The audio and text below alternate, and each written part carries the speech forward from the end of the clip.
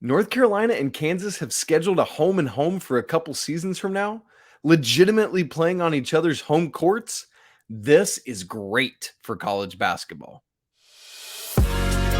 You are Locked On Tar Heels, your daily podcast on the UNC Tar Heels, part of the Locked On Podcast Network, your team every day.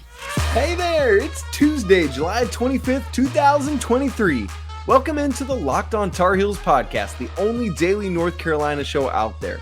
I'm your host, Isaac Shade. I want to thank you for joining us on Locked On Tar Heels to get your first listen or watch every single day. Going to be a great day to be together. I want to welcome you in. If you're a newcomer, welcome to the show. For you everydayers, welcome back. Always glad to have you with us. Coming up on the show today, we want to talk about a little bit of a retreat the Tar Heels have taken to the Outer Banks and why it's important for the upcoming season. And also some great news. College Game Day is going to be at week 1 for the Battle of the Carolinas. Cannot wait for that. But before we get to all of that, I want to talk about this news that came out on Monday that North Carolina and Kansas have scheduled a home and home series, not for this immediate season, but for 24-25 and 25-26. Y'all, this is awesome. It's so good for the sport of college basketball when things like this happen, when two of the elite teams, to me, the two bluest bloods of all the blue bloods, get together and actually play in the Smith Center and in the Phog at Phog Allen Fieldhouse. Like, this is so good. So Carolina will be heading to Kansas for the first game, 2024-25. That's going to be played on November 8th, 2024. That's a Friday, interestingly enough. By the way, I've never been to a game at Phog Allen Fieldhouse, and Lawrence, Kansas is like 2.5 hours away from me. Think that's gonna have to be my first game there. That's gonna be electric. The follow-up when Kansas goes to Chapel Hill will be the 25-26 season. That will also be a Friday evening, November 14th, 2025. So for Kansas, it will be the first time they have traveled to Chapel Hill. For Carolina, it ain't much more, but they have been once. Carolina played at Phog Allen Fieldhouse back on December 17th, 1960. Of course, Carolina coming out the victor in that one, 78-70. I want to talk a little bit about the series history, what it's going to mean for Carolina. But first, I don't want to bury the lead too much on this of why I think this is such a good thing when teams do this. We see it sometimes. You know, Carolina had that series with Gonzaga, a home and home a couple years ago. Like, I just love this. I think it's so important.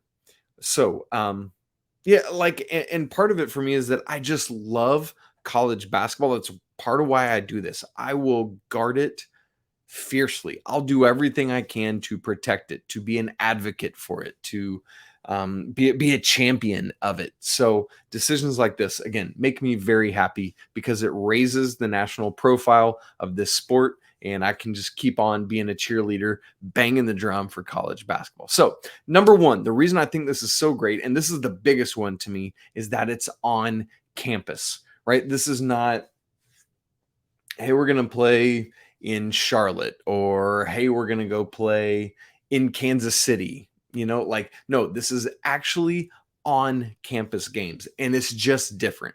I know that you can get a bigger crowd and a bigger gate at those neutral site games.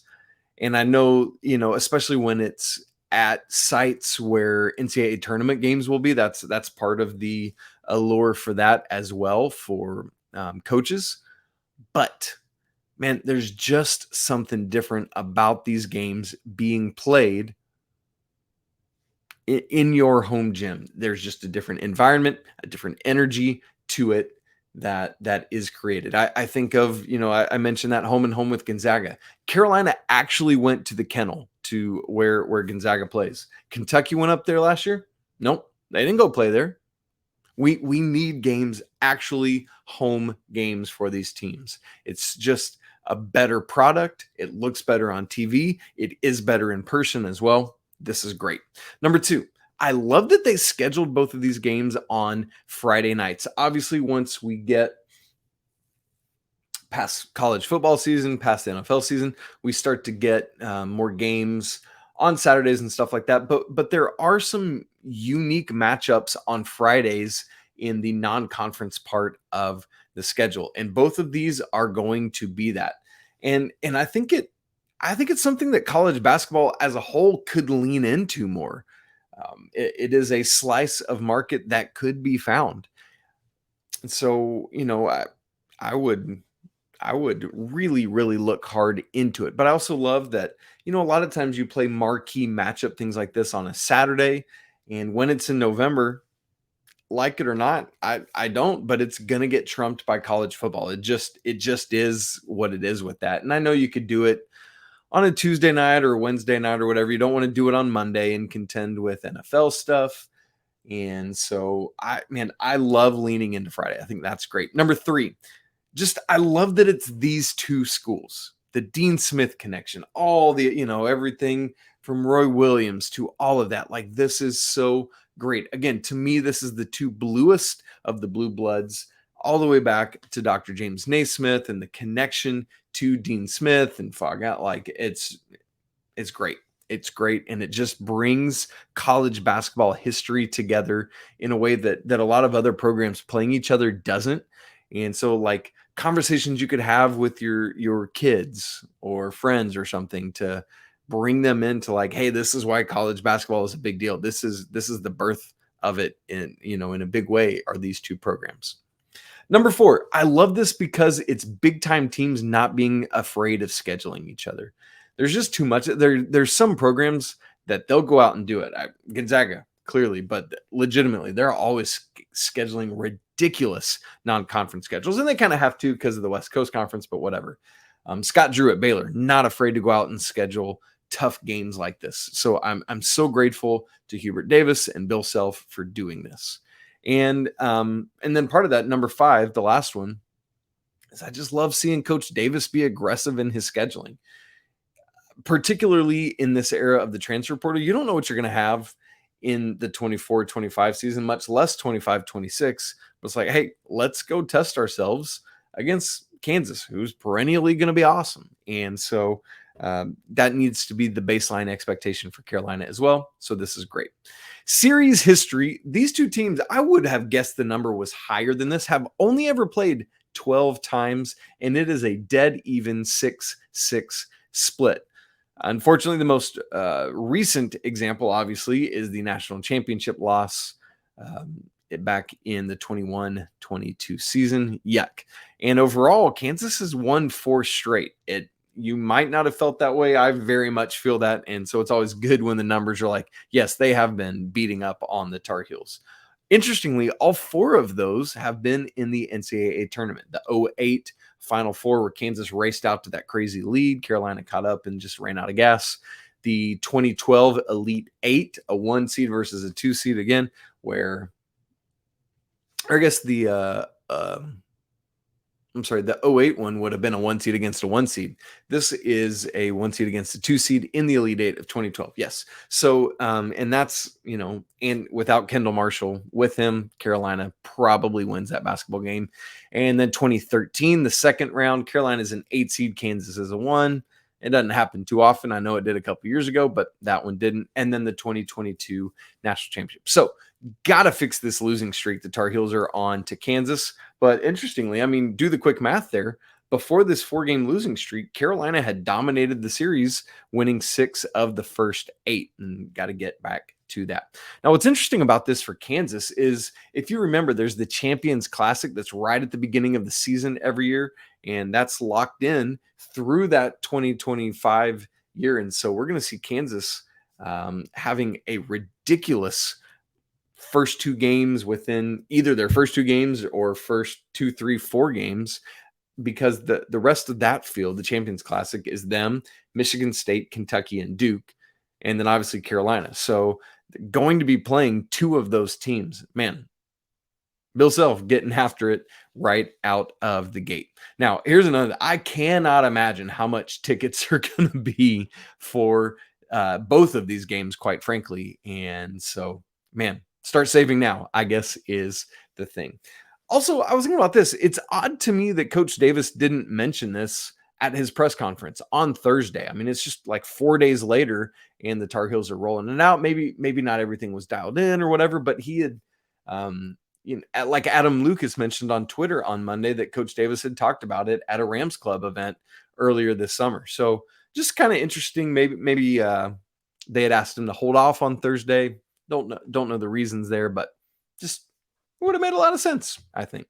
So anyway, as to this year's Carolina basketball team, they're doing some things this summer to really work at getting themselves to be a cohesive unit. I want to share why I think that's so important, and we'll do that in just a second. But first, this episode of Locked On Tar Heels is brought to you by eBay Motors. Hey, for a championship team, we're hopefully talking about one today. It's all about making sure that every player is a perfect fit. It's the same when it comes to your vehicle. Every part has to fit just right. So the next time that you need parts and accessories, head over to eBay Motors. And with that eBay guaranteed fit, you can be sure that every part you need fits right the first time around. Just add your ride to My Garage and look for the green check to know that the part will fit or your money back. Because again, just like in sports, confidence is the name of the game when you shop on eBay Motors.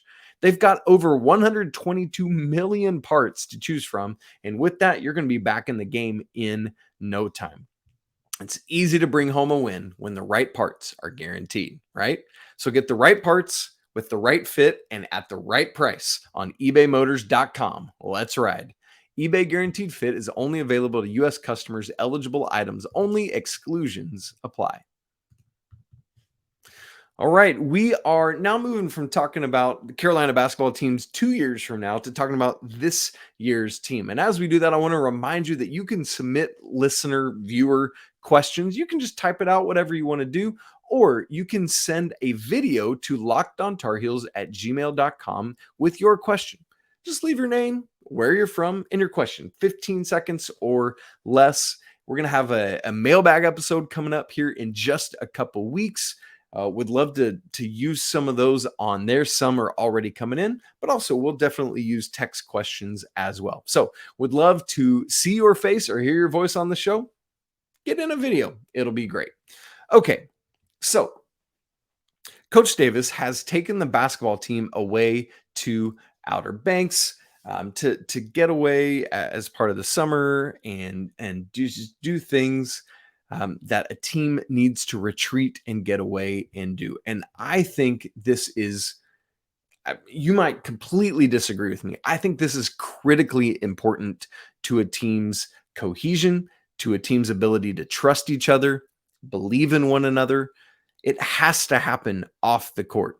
And by all accounts from Coach Davis, it has been happening this offseason. They've been doing a good job of that quite naturally, is some of what he talked about at his press conference on Thursday, not by him sitting, like Mondo and RJ down and saying, all right, boys, here's what I need you to do as the, longtime leaders of this team. No, it's been a natural thing, but sometimes you need to create these moments as well, like craft them and make them happen. So the team is away at Outer Banks. You've probably seen the pictures on social media. They've been riding jet skis, which, by the way, Armando Bacot just dwarfs his. It's hilarious. Looking like, ugh. It's like me on my kid's tricycle or something. Having a beach day, just getting out on the beach, seeing frisbees, playing Can Jam. You ever played Can Jam? It's a lot of fun. You should do it if you never have. Sitting around the table, playing cards, playing Uno. It looked like, Coach Davison on it, laughing, having a good time. I saw some Pringles in the background. It made me really hungry.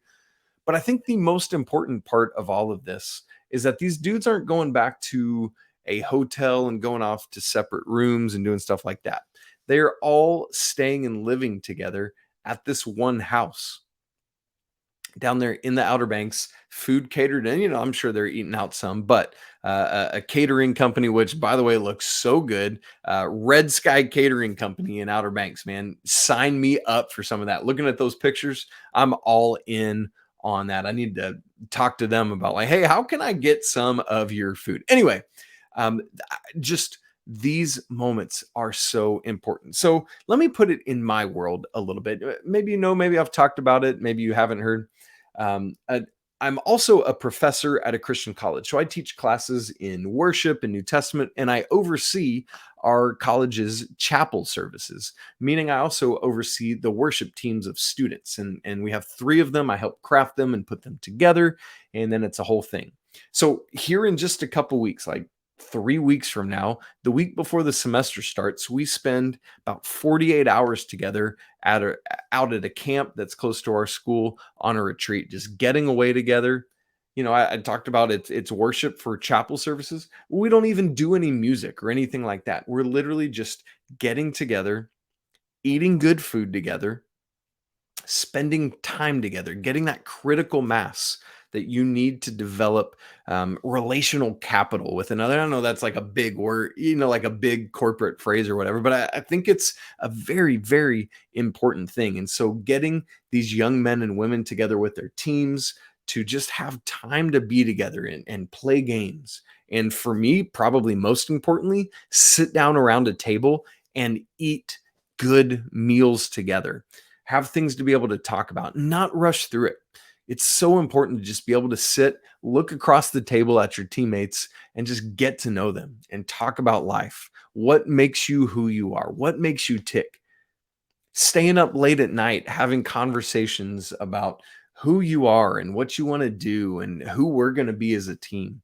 You don't get that in your normal everyday moment. I mean, sometimes it'll happen, but man, there's just something about getting away. You know what I mean? Like having retreat moments are so important for the health and the inner workings and the relationships of a team. Yes, bonding with coaches as well, but perhaps most importantly, bonding with another. We just can't emphasize enough how important this is. We cannot overlook the value of it. And I'm so glad that this is something Coach Davis does. So whether it's playing legit games like Uno or just hanging out at the beach, all of that matters. All of that is a big deal.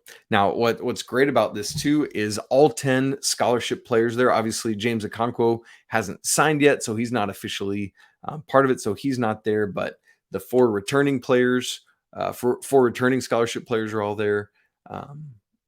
The 2 incoming freshmen are there, and then the transfers that have already signed are there. Plus, Creighton Lebo, Dewey Ferris, saw both of them in pictures. Also, I love Creighton Lebo is wearing a Godfather shirt, but it's Dean Smith on it. I'm like, where do I buy this? Let me give you all my money for it. So, man, this is where you create the inside jokes that you have all season long. This is where you create tighter bonds that you can fall back on when things are tough, and you can have real and honest conversations about why we're not living up to expectations or how we can continue to grow and get better. To quote one of my favorite TV shows, Lost, great first 3-4 seasons. Things kind of tapered off a little bit at the end, but the main character, Jack, always said, they're off on this island, and he always said, live together, die alone. And I just think that's so true. Together, we will thrive and survive. But isolating ourselves, being all into our devices, whether it's iPads or phones or computers or whatever, like that's just, I mean, I know the good in them, but man, it's creating isolation when we could be creating moments together. And that's what moments like this as a team do. So I'm so grateful that Coach Davis is doing this, and I think it will pay massive dividends over the course of the season. All right, on Monday around lunchtime, we got the news that College Game Day is coming to Charlotte for Carolina versus South Carolina. Whoo, boy, big time opportunity for the Tar Heels. We'll talk about it in just a second. Okay, College Game Day week 1 is headed to Charlotte, North Carolina for the Tar Heels versus South Carolina. On Twitter, they said they're coming to Charlotte for, quote, a battle of the Carolinas. So, folks, man, I cannot wait. I need to see some signs. I need them to be inventive. I need some trash talking. I cannot wait to see what the Tar Heel fan base comes up with to have there on screen. That's always honestly part of my favorite part of Saturday morning during game day is laughing at the signs. Like, I really love those ones that troll people, like this dude wears socks with his sandals, or, like that kind of thing, where it's just, oh man, it's too good. I love it. So here's the deal with this. Here's why I want to talk about this. I love this spotlight opportunity for Carolina, this national moment right at the beginning of the season. You think about it several years ago, Sam Howell's freshman year, Mac Brown's first year back, when these two teams played to open the season. I was like, yeah, that's a pretty big deal, whatever, regionally. But man, now with Drake May, with the expectations, with Spencer Rattler on the other side,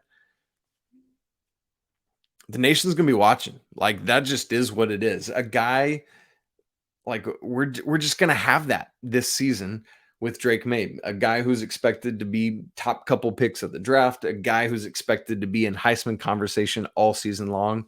And so it's this thing. You love the spotlight, you love the opportunity, but, and this is going to probably sound corny and dad jokey, but that's who I am. Welcome to the show. With great power comes great responsibility. And I know that's like tongue in cheek, whatever.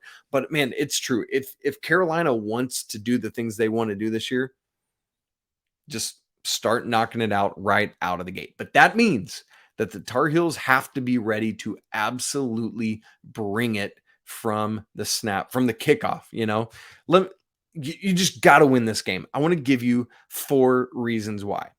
I talked about Sam Howell. Think about and we talked about the first game of his freshman year. Let's fast forward to the first game of his junior year, 2021. Carolina is at Virginia Tech, a Friday night in Blacksburg, and the offense just sputters and struggles and doesn't do much. Carolina lost in game 1 that year on a Friday night in Blacksburg, 17-10, with, because it was just about the only thing going, lots of eyeballs on it. And here's the truth. Do you remember the response? Do you remember what happened after that? Immediately, Carolina was off the national radar. Immediately, Sam Howell was written off. The UNC offense is stunted, and no one believes in it, and they're not going to do good. They've lost Javonte Williams and Michael Carter and De'Ami Brown and Daz Newsome, and they can't do it. That's the response when the nation comes to watch, and you don't live up to the billing. Let's go watch somebody else. We're done. Peace out. Number 2, another reason you got to win this football game. You got to make people forget what happened at the end of last season. That's not a stain you want staying on you. Carolina is currently on a 4-game losing streak. Georgia Tech, North Carolina State, Clemson, and Oregon. Add this game to it. You're on a 5-game losing streak now, dating back to last season. That's how you'll hear it said. And Carolina's frauds. Drake May's not going to do it. He lost Josh Downs and Antoine Green, and now he's nothing. That's what you're going to hear. Oh, the defense is still terrible and awful, and they can't do it. And maybe some of that would be true. But if you go win this football game, you can at least gain some respect on national TV to start the season. There you go. I mean, it's going to be a Drake May love fest. I'm just telling you, on College Game Day. That's what I'm expecting. I'm expecting people to try and say that Caleb Williams at USC is better. I don't want to hear that noise.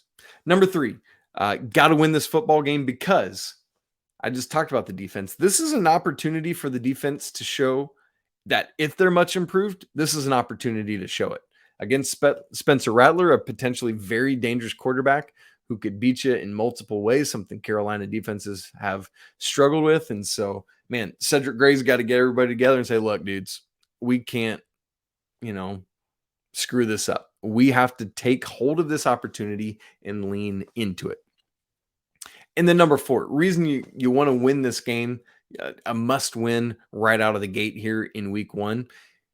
In the reversal of that Virginia Tech game back in 2021, instead of kind of Drake May and the Tar Heels falling off, this is a massive opportunity for if the team performs really well, it's an opportunity to launch their season. So rather than being written off immediately, it's an opportunity to be like a national darling. Like, oh, people love Mac Brown. I'm telling you, I don't live in Carolina territory. I live in Southwest Missouri. Everywhere I go, people rave about Mac Brown. And so people want to cheer for him and his team. Let's give them a reason to. And that can happen with College Game Day there week 1. I'd love to see it. I know you would too. That's it for today's episode of Locked on Tar Heels. Would love for you to join us on tomorrow's show. Pat Kilby will be with me. We continue our summer roster preview series. We'll be talking about the big man, Jae'lyn Washington. You can follow the show on Twitter at Locked On Heels. Follow me at Isaac Shade. Shoot us an email, lockedontarheels@gmail.com. Don't forget to subscribe to the show, whether on YouTube or audio platforms. If you are on YouTube, smash the like button to let us know you're here. Leave some comments on your thoughts on the show today. Hey, it's always a great day to be a Tar Heel. Cannot wait to talk with you again tomorrow. But until then, peace.